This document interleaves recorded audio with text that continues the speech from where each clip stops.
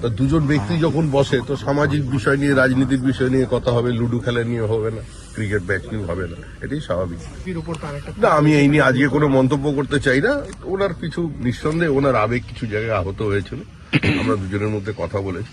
এবং এর আগেও রাজনাথজি এসে প্রথম ওনার সঙ্গে যোগাযোগ করেন, এসএস আলওয়ালিয়া এসেছিলেন, আমাদের প্রধানমন্ত্রীজির সঙ্গে ওনার কথা হয়েছে, অমিত শাহের সঙ্গে কথা হয়েছে, কৈলাস বিজয়বর্গীয়ের সঙ্গে কথা হয়েছে। আগামী দিনে আরো যারা বিজেপির নেতৃবৃন্দ এখানে এসেছেন, ভূপেন্দ্র যাদব ওনার সঙ্গে এসে দেখা করবেন।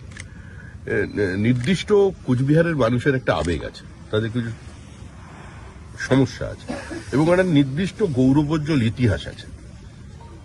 সে আপনি যদি বীর চেলানা থেকে শুরু করে বা তার পরবর্তী সময় পর্যন্ত দেখেন, ইতিহাসের পাতা থেকে কিছু নামকে মুছে দেওয়া হয়েছে।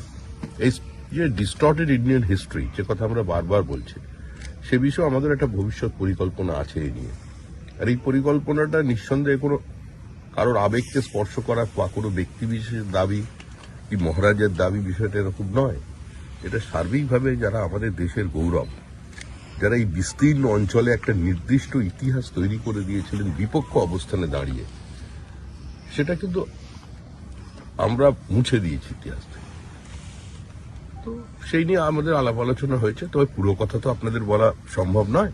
গত লোকসভা নির্বাচনে না, আমি আর এই নিয়ে আজকের এই নিয়ে কোনো আলোচনা বিষয় নেই। একদম সুন্দর পর্যন্ত দাদা ভাইয়ের আলোচনা হয়েছে।